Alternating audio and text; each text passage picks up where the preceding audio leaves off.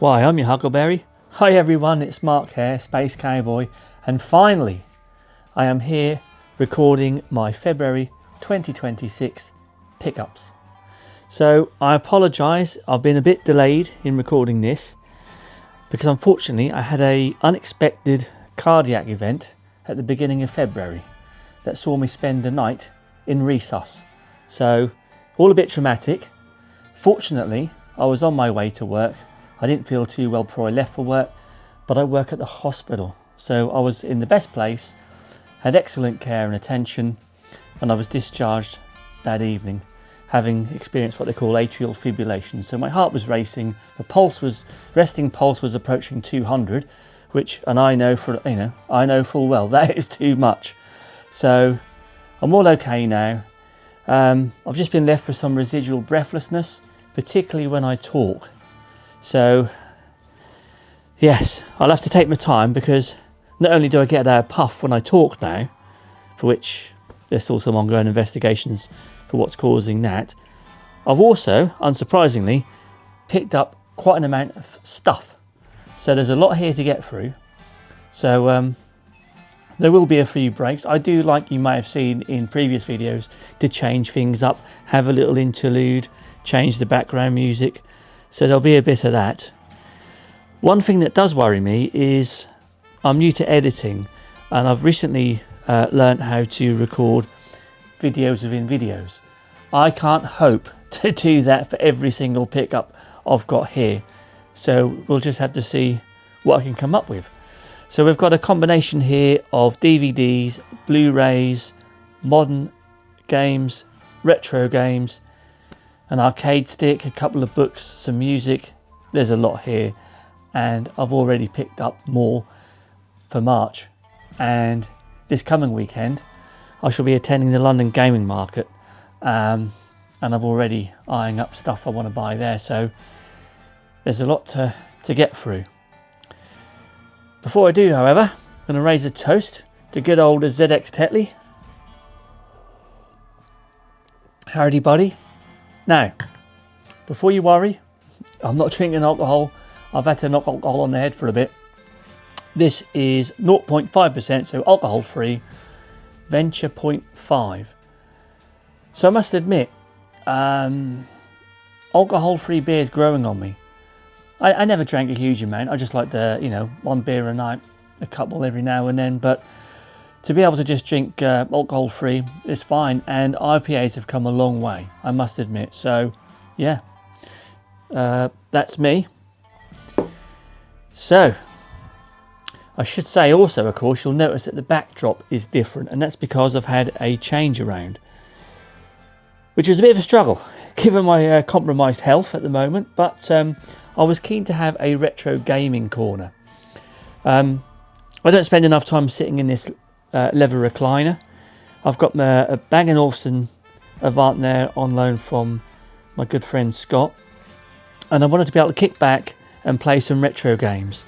And how I had it before, this was just on top of the TV. There wasn't any leg room, so I moved the desk with the Spectrum on it to my bedroom.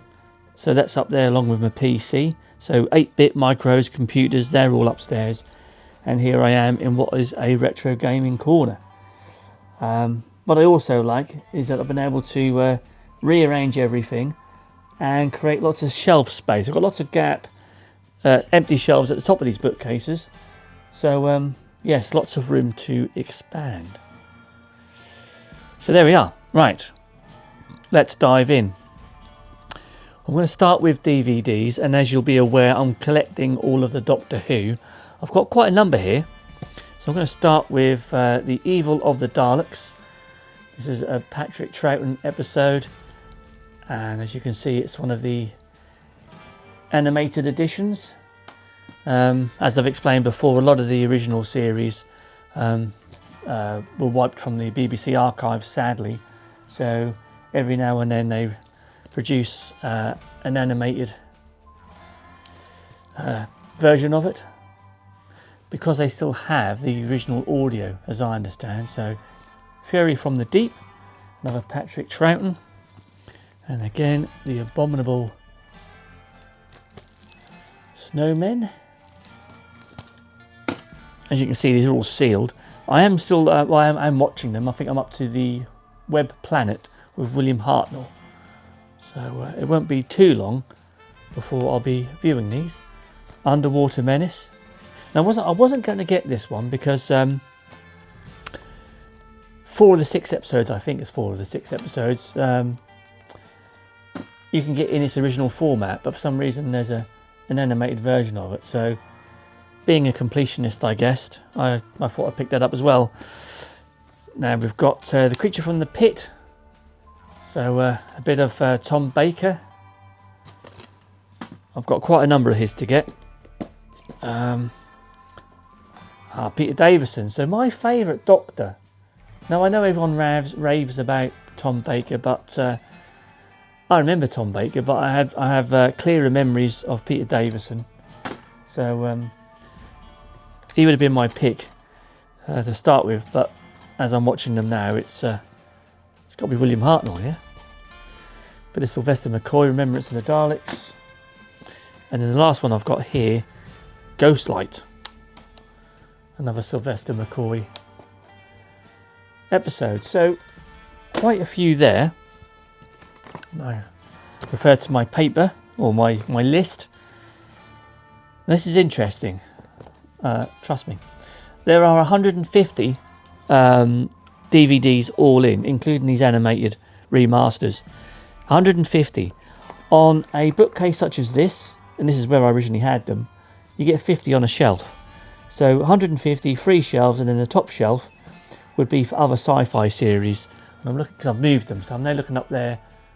Yes, I think I showed them last time. I've got the Autons, which is a spin-off from Spearhead from Space. Got up there Firefly. I need to add some Blake 7. So yeah, so onwards and upwards with the Doctor Who. Oh yes, of the 150, I require 38. So I'm only 38 away from having a full library. So I'm quite pleased with those. Let's push them there. Now we're going to go on to some movies. As you know, I like westerns. I am aware I really must, and I need to cover westerns moving forward. I've said it before. I must produce some top 10s because they're always good for community feedback, comments, dialogue. You know, top 10 westerns, top 10 spaghetti westerns, top 10 actors, top 10 characters, all of those. I'll put some thought into that because I want to start that this year because it will change. My tastes will change, and for me to produce any kind of top 10, the perimeters for that will be I need to own it and have watched it.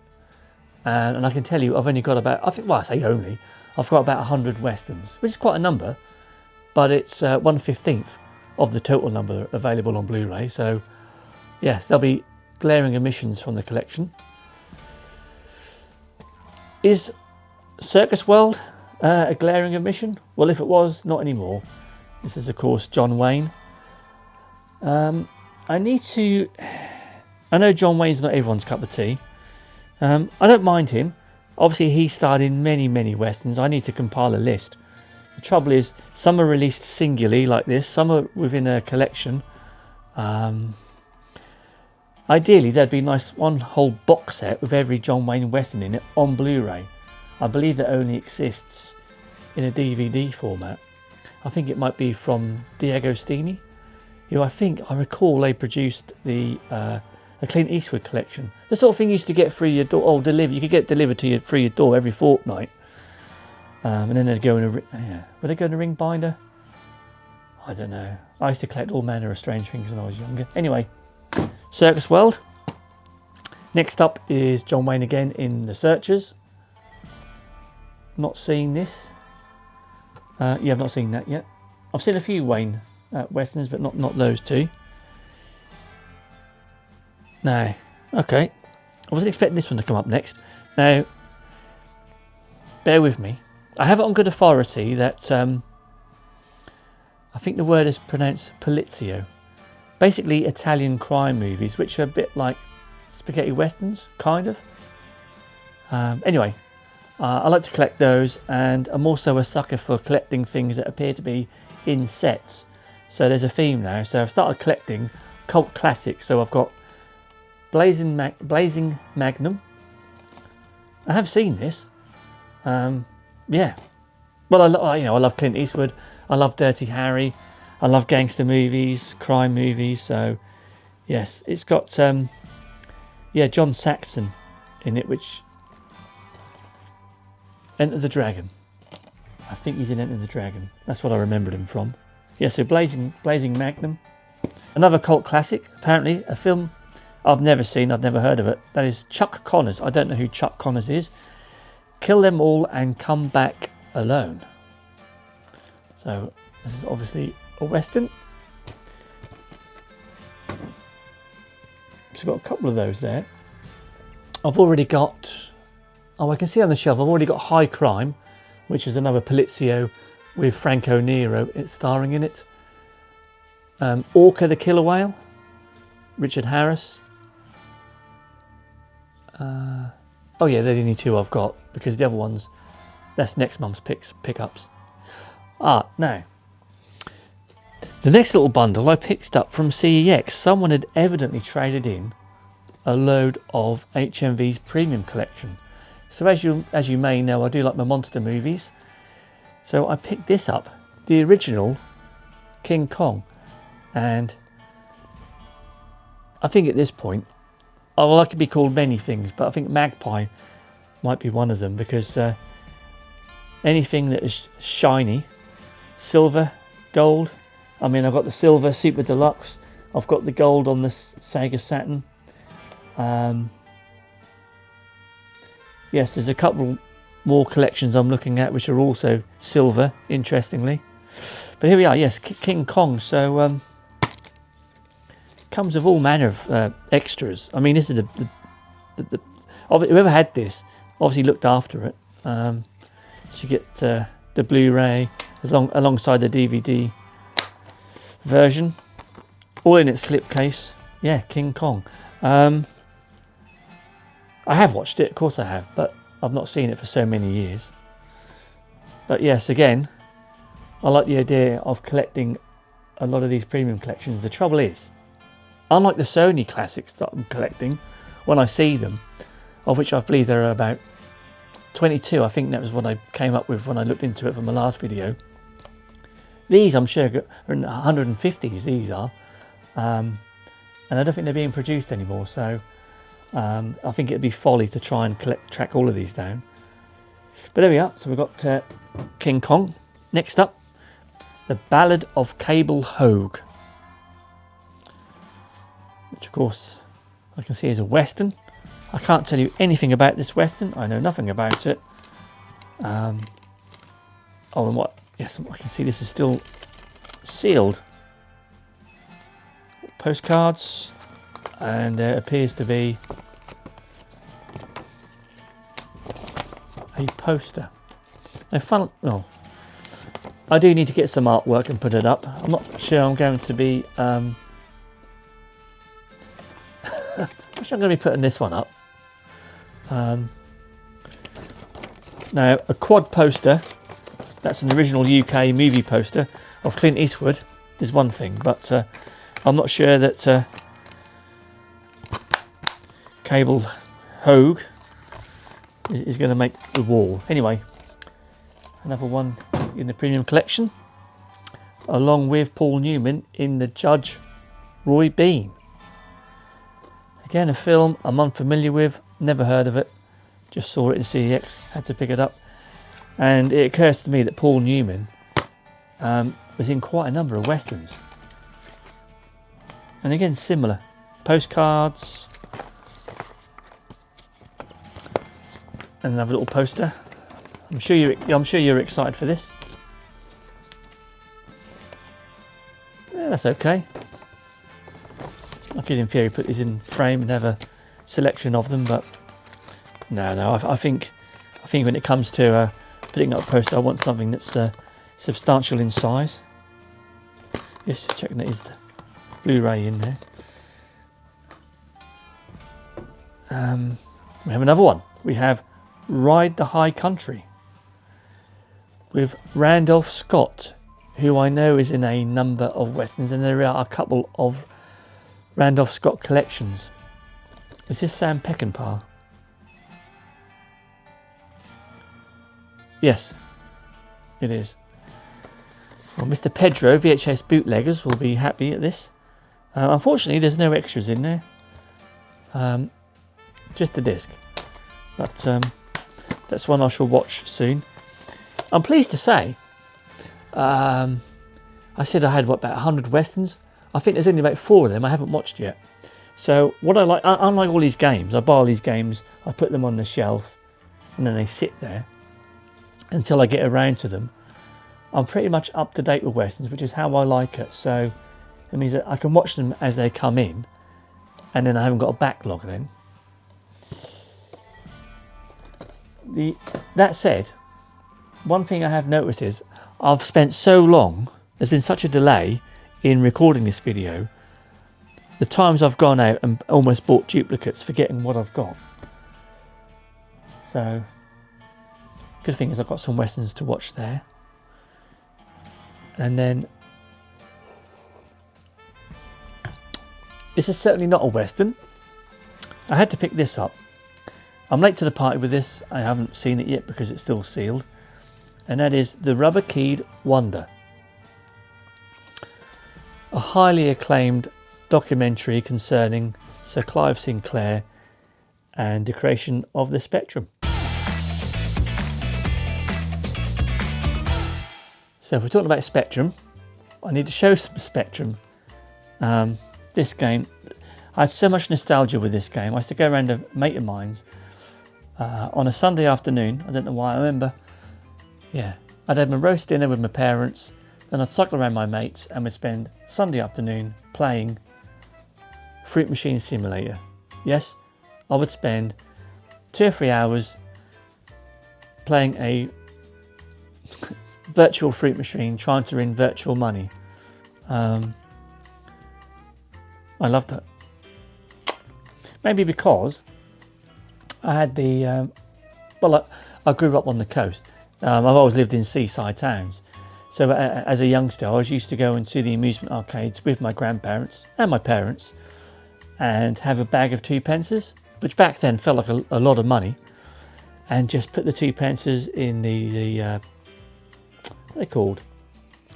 I want to say Brompton's Cakewalk. You know, like the you'll know what I mean. If you know, you know. You know, with the penny pushers. Are they called penny pushers?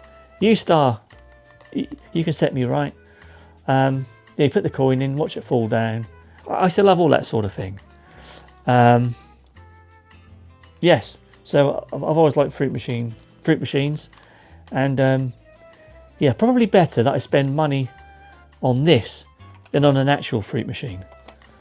In fact, the last time I looked at fruit machines, I see they take banknotes. That is scary.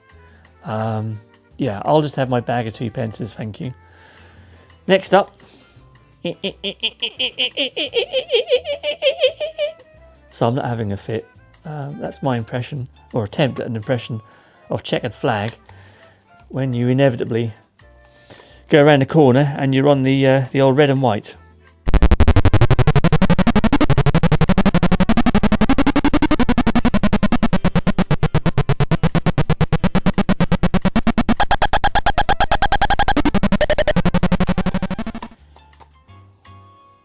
It must have a name. It's not the curb. Well, what is it? Oh, I don't know. Yes, back in the day, that was a staple game. Now, next up is a game I've never played before, other than good old Sega Zombie had me playing it on the, so I'm looking at it, my Evercade Alpha bar top, and that is a game called Attic Attack, which I know all Spectrum enthusiasts are going to know full well. So, yes, I now have this, and I can play it on my 128, which is cool. Great little game. I didn't have much of an idea about what I was doing. I think you have to...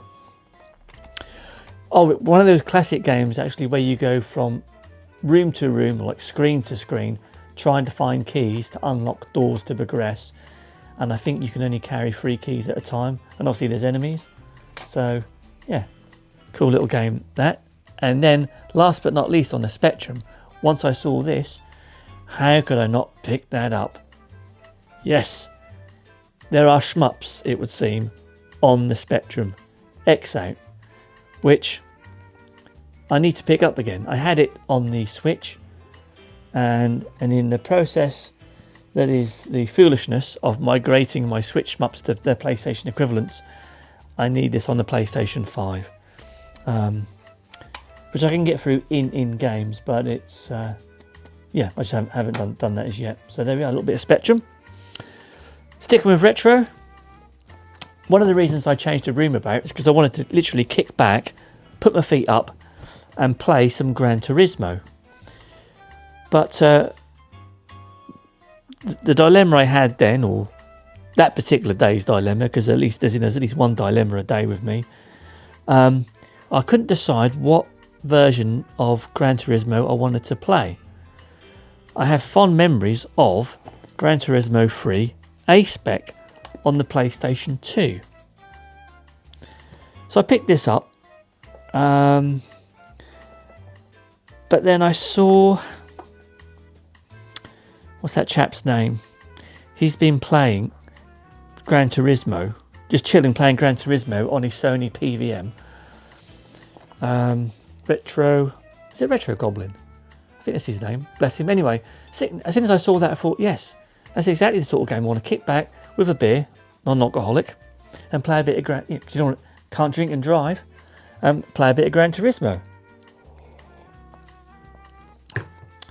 And I couldn't decide between this one and the first one. I think I'll start with the first. Well, obviously I'll start with the first one and progress from there. So I'm in the process of getting a PlayStation 1. So, right. Now for some Mega Drive. I said before, you can't be a Sega fanboy and not own this game. So finally, the original Sonic is in the collection. Put him there. I love football games. I remember playing this back in the day. I know it's not brilliant, but that's European club soccer. So, I mean, that's an inexpensive game. And as you can see, I've got this bookcase here just for Spectrum, Mega Drive even. When I think how many Mega Drive games I want to collect, because I'm approaching it from a viewpoint of nostalgia, I'm thinking the number is probably about 50. I think this shelf, I think I can get about 25 on a shelf, so I've got plenty of room here.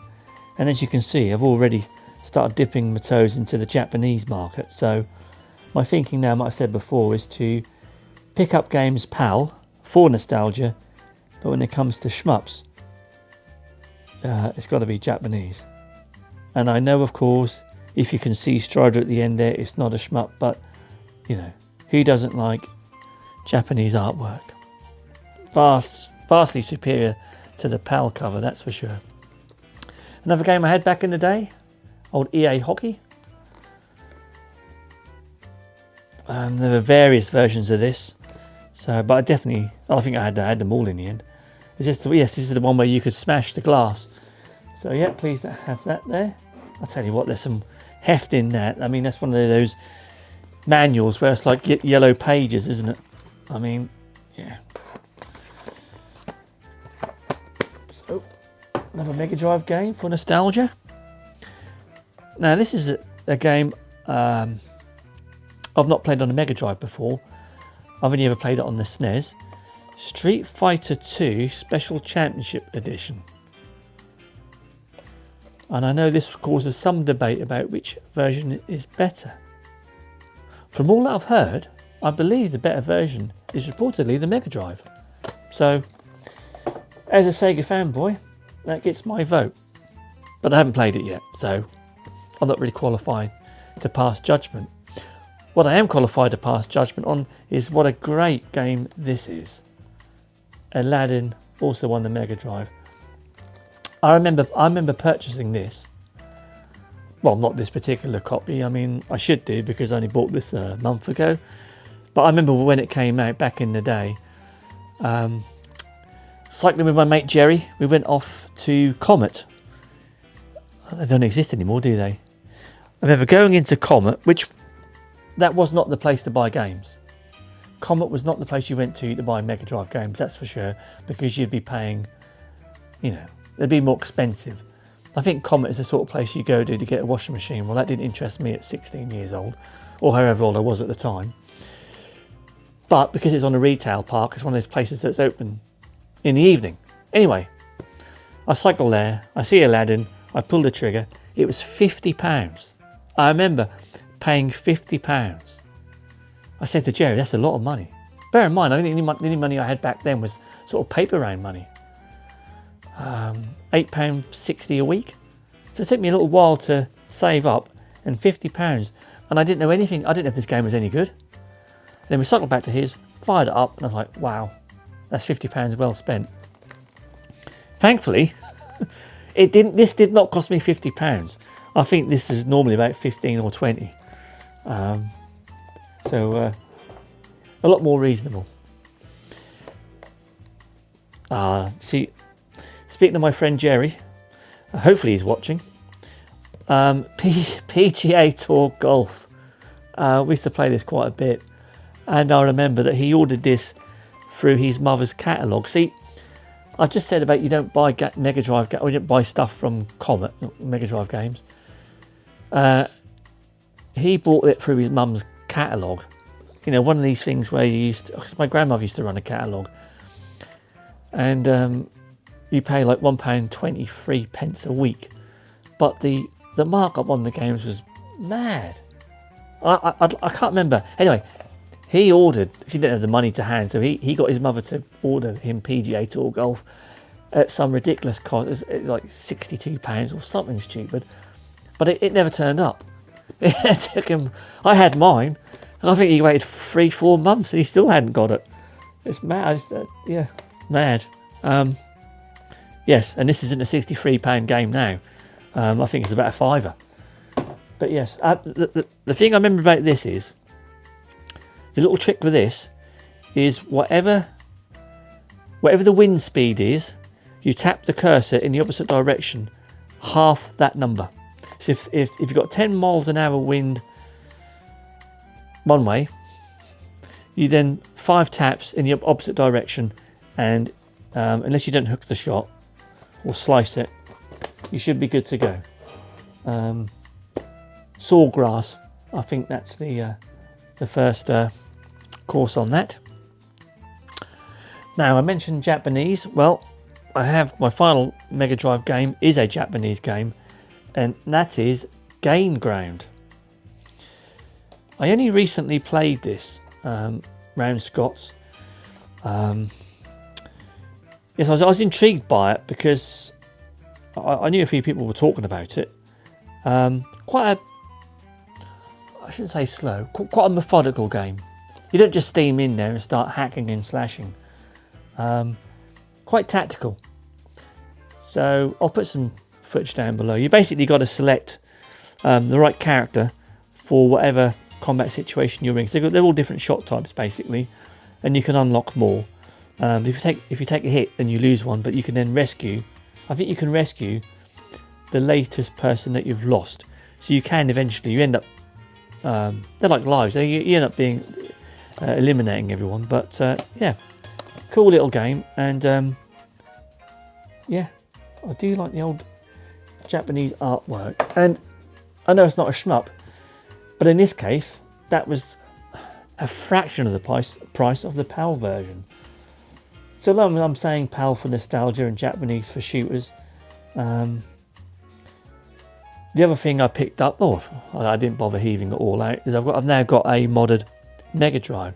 So it'll play at any region at 50 or 60 hertz, depending on what speed I want to play it at. So that's a godsend, that is. So now I can just collect anything. So yeah, all is well.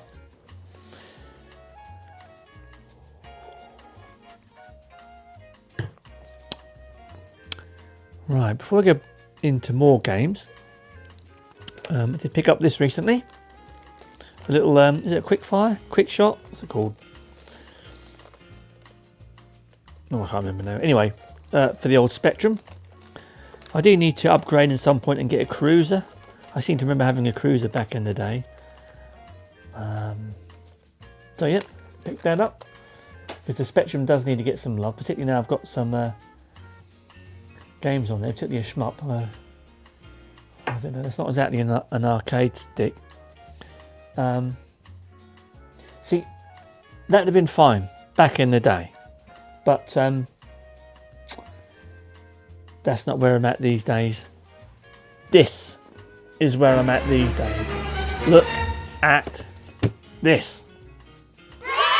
This is where it's at, people. A proper arcade stick. As always, I always buy Hori. It says a fighting stick, but I think this is perfect for shmups because it has a 4-way gate, not an 8-way gate. It's really heavy. It's got handles either side, and it opens up so you can change the components. If you wanted to switch out the Hayabusa buttons and put in some Sanwa, you could do. I haven't bothered. I think the Hayabusa buttons are fine. The stick itself is quite short, button top, or ball top rather, which to me resembles a Famitsu stick.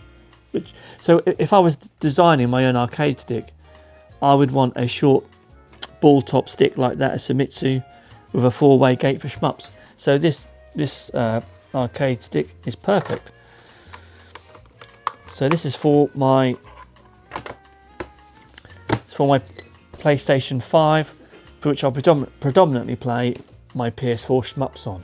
But yes, managed to pick this up really cheap, well, reasonably priced I should say, on eBay, factory sealed as well, so over the moon with it. And yes, happy days.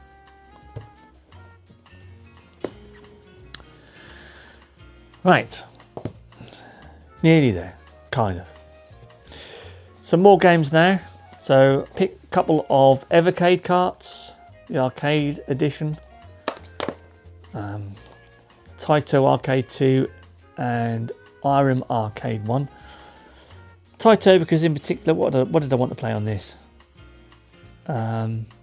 Rastan was a game I needed to play for various reasons, so that's why I picked that up. And Irem because it's now legacy, or becoming legacy, which means it's no longer in print. So the current stock that's out there is all that there will be. It's fine, you can still pick it up now, but at some point in the future you may struggle to do so and then be left rolling the dice on eBay and other such sites. Now,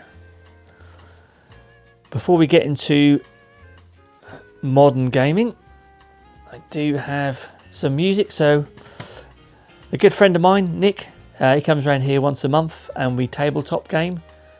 Do love my tabletop gaming, and like him, I'm into progressive rock, and he introduced me to Tangerine Dream.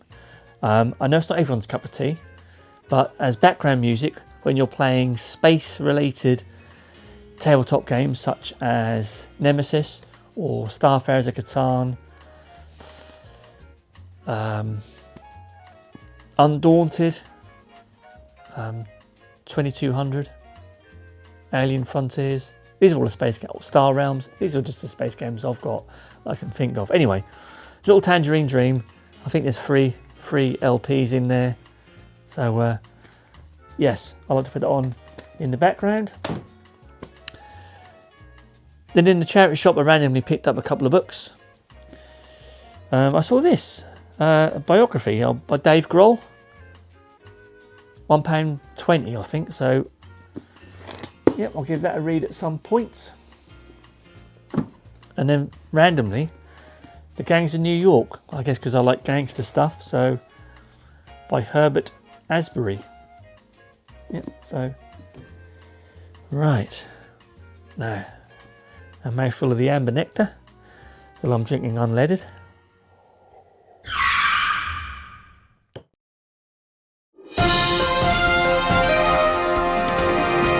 Now we're going to get into it.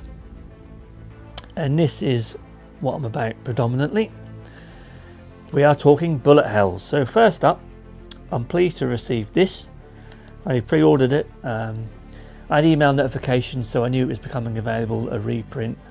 I set myself an alarm so I log in before it goes live because it sells out very quickly. And that is NG Dev's Gunvein,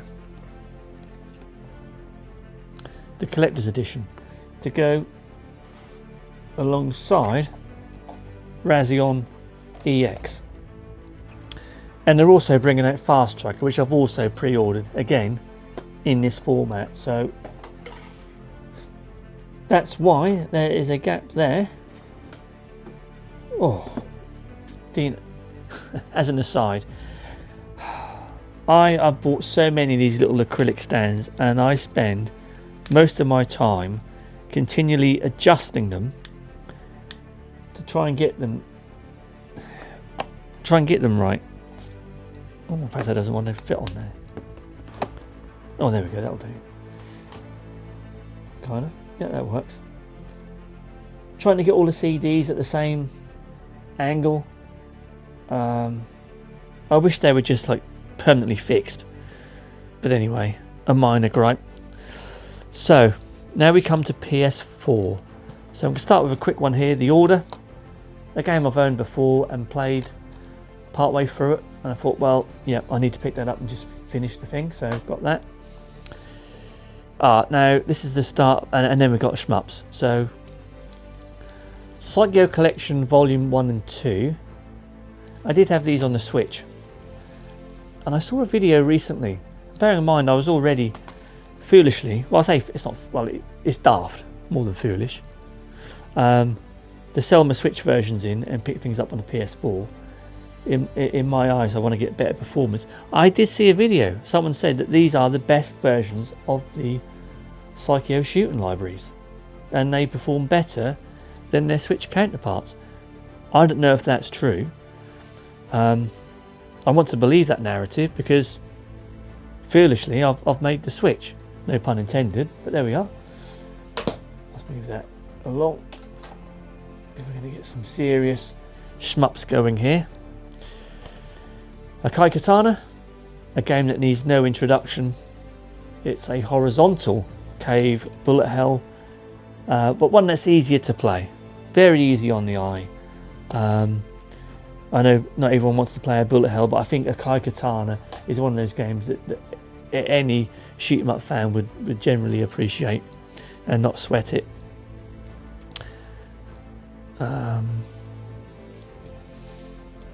Next up we have Elest.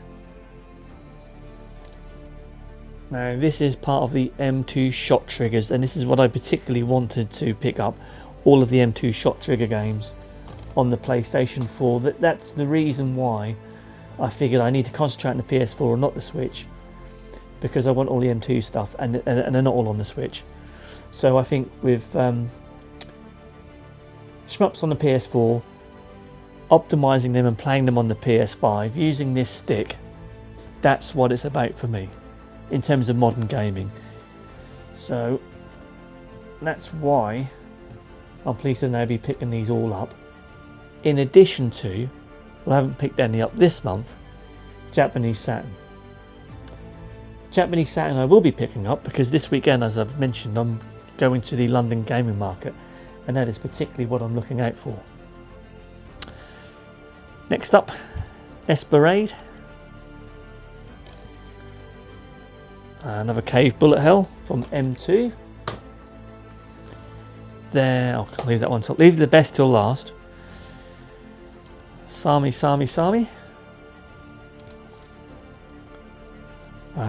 Another, well, it's a Tower plan this time. Again, M2. I should know what these games are. Oh yeah, of course it's Flying Shark, Fire Shark, lots of sharks. Get a little bit confused, although I should know, really. Zero Fire, You've got Zero, Wing and Hellfire. Again, M2 shot trigger. Ooh. Ray's Arcade Chronology, which contains all the Ray Force games or layer section, depending on where you are in the world. But it's M2 shot triggers, so I had to get that, and the performance is excellent.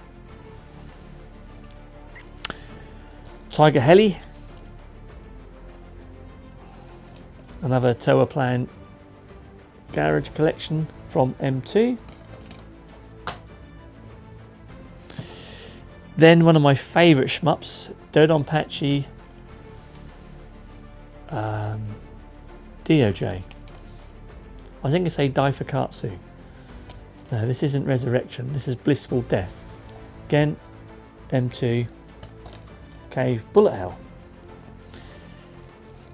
And then arguably, certainly one of my favourite shmups in existence is the mighty Battle Garegga. Again, it's M2. Again from Rising. So yes, I've got it on the Saturn, but had to have it on the PS4 because you can change the bullet colour, which makes the game a lot easier. To be fair, I mean, playing Battle Garegga on the Saturn with its arcade stick, the Hori arcade stick I've got down there, on the Bang & Olufsen, looks immense. The sound is fantastic. Love that. But I do want to try, I do want to get a bit further in the game, and I think having the pink bullets or green bullets, just so you can distinguish enemy bullets from general debris in the game, does make it a bit easier and a little bit fairer. So put that back there. And then the last game I've picked up was a PlayStation 5 game, which I've not really got many PS5 games. But I thought, well, I'll pick this up, and that is the Atari collection, or Atari 50. I think this is the latest. It is the anniversary celebration expanded edition. So, good God. I think so that now that I know there's a few games on here. 140 plus. 140 games. I mean, yeah, because I'm short of a game or two. Dear me. Well, I think that's it. I think that's all my pickups. So, made a big dent in the Doctor Who collection. Picked up several westerns. Took advantage of someone having traded in all their premium collections in HMV. Started picking up a little bit of Spectrum, including the highly acclaimed Attic Attack, and what will be a first shmup for me on the Spectrum in X-Out. Picked up a couple more Evercade carts. I need to pick up the pace for them to start building them up. A couple of westerns, some more cult classics, Mega Drive to fill up this bookcase, a couple of books which I'll probably never read, but I have all the intention to, and of course lots of Bullet Hell, and finally I have all of the M2 shot triggers range that's been released physically. Happy days. Well, remember indeed,